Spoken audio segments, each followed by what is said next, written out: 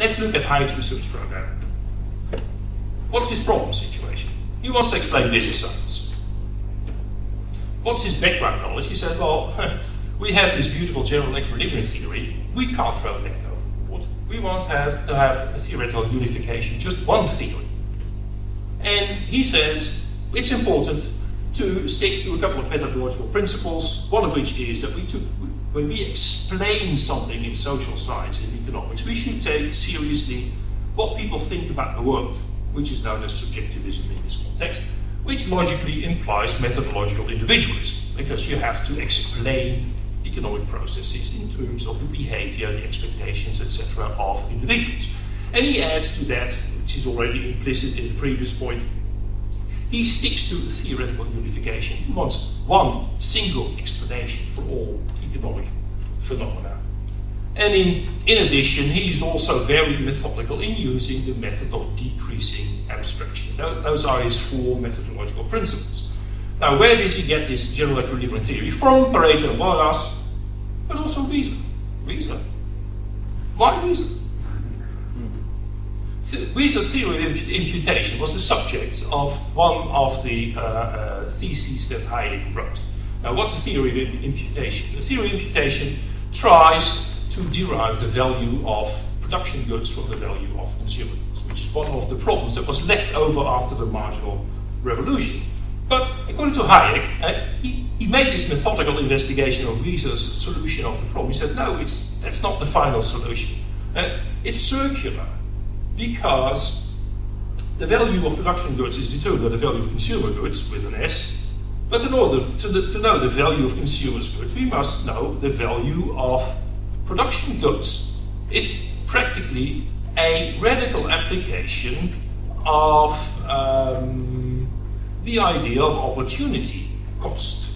Hayek says the values are determined simultaneously because each change in people's decisions to buy consumer goods involve changes in the structure of production.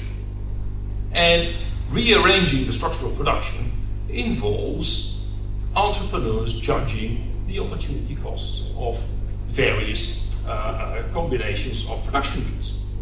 So we need general equilibrium theory. So also for, let's say, this additional reason, Hayek trying to make Wieser's solution of to the imputation problem more consistent and more general leads him to a version of equilibrium theory.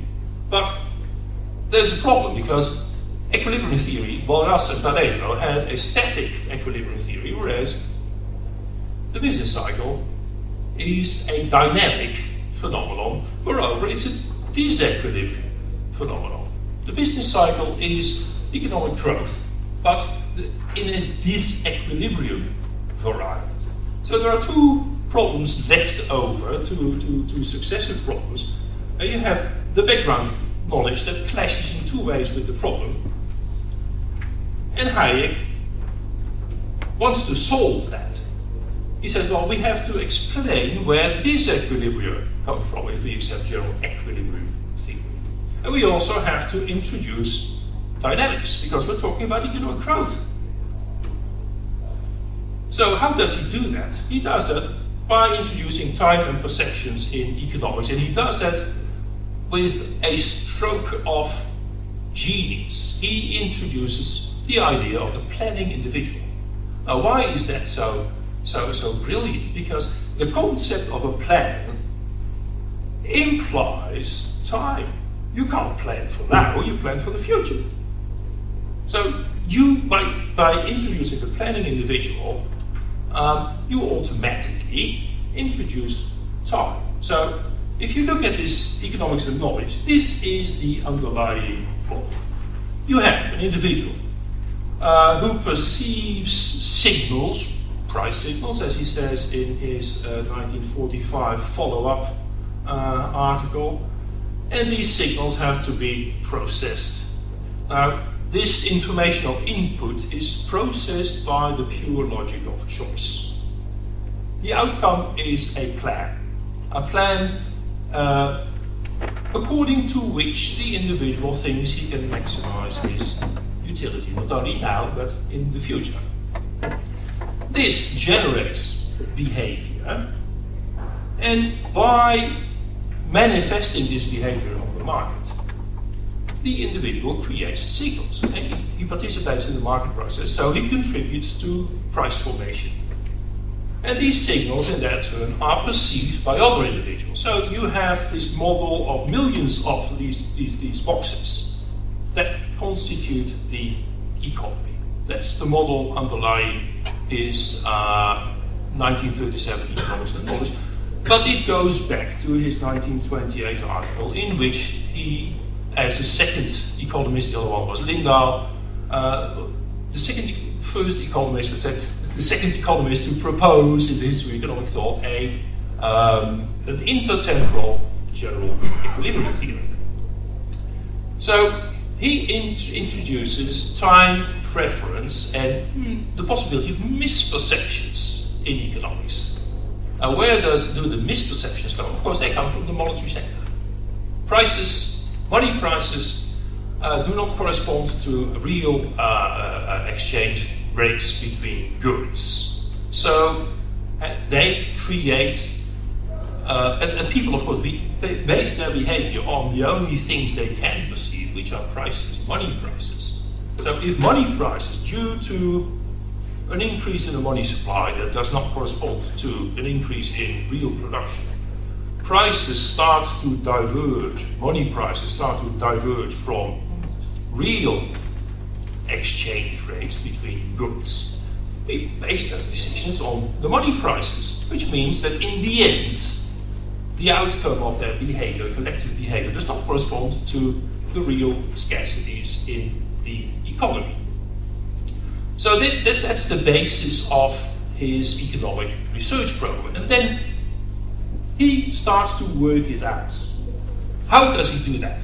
Well, I distinguish two branches. Let's say the branch in which Hayek addresses the problem of perceptions and misperceptions, so everything that has to do with money. But there's a different branch, because as he says in Introduction to Prices and Production, money is what creates the business cycle, but changes in the real sector are what constitute the business cycle. So Hayek again gives himself as homework the development of a capital theory, because he has to show how the structure of production changes. And he does that in a way that I'm afraid we don't have time to go into in detail. I hope you can read that. So starting from general equilibrium theory, he has these two problems that I showed previously. How can we incorporate time? And that is done by his intertemporal general equilibrium theory. And the other question is, how can disequilibria arise? And that is a theory about perceptions, let's call it that, which have to do with the disturbances that are the results of what happens in the monetary sector, both endogenous disturbances, changes in the money supply, but the monetary system also acts as an amplifier for disturbances, for changes in the real sector. So that leads to his monetary theory. And in, let's say, the real branch of his research program, he addresses the question, how does the structure of production change? Now, that is being worked out in a series of articles that lead to the pure theory of capital, which is a rather difficult book. And that was only the first volume, because the second volume that Hayek had planned ought to have redone everything that he had done in the first volume, taking into account money. So, this is, and I suggest, if it interests you, that you have a look at the paper. This is the way he develops his research program in economics. And it's a sort of spin-off. And the third arrow underneath, here, is his venture in the theory of central economic planning, which is a sort of spin-off or parallel development in his thought. And this is only one of Hayek's research programs, because he didn't only do economics, he did philosophy of mind and psychology. He wrote about the methodology of the social sciences, he wrote about social philosophy, legal philosophy, political philosophy. So you have, more or less systematically, a whole bunch of different fields or domains that Hayek deals with. And I've drawn arrows here because I think I can show how previous work by Hayek influenced somehow or other his later work. For instance, what I show hier, die Beiträge zu einer Theorie der Entwicklung des Bewusstseins, which is the title of the 1920 manuscript, which led him to publish the sensory order. Where is the sensory order? It's back here. But it also led him to publish articles previously, which were later published as the Counter-Revolution of Science. But he was working on these two books contemporaneously. And I will show later what is the relevance of that. So this is business cycle theory, this capital theory.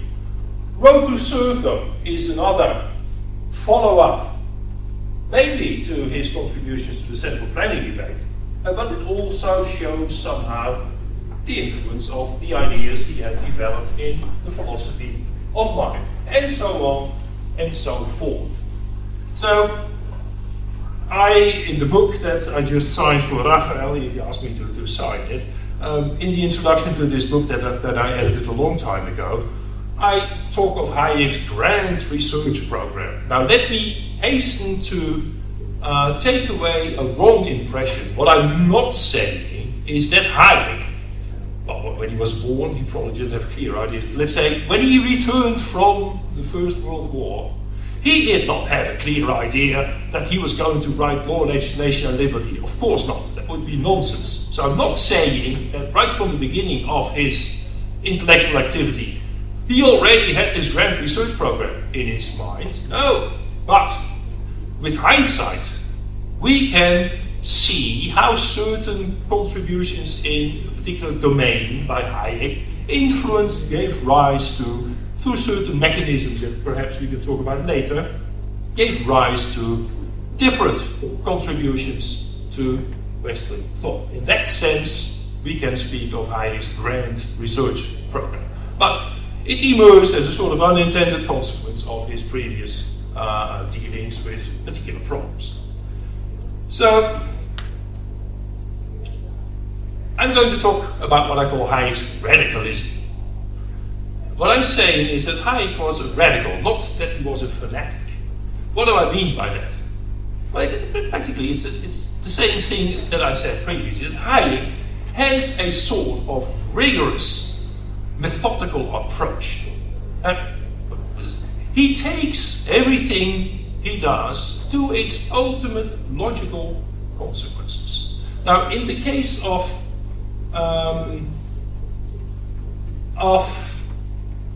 the theory of mind, for instance, he says triumphantly, because when he came back from the war, the story goes that there was no, people in Vienna had chopped down all the trees because they didn't have any fuel to heat their houses.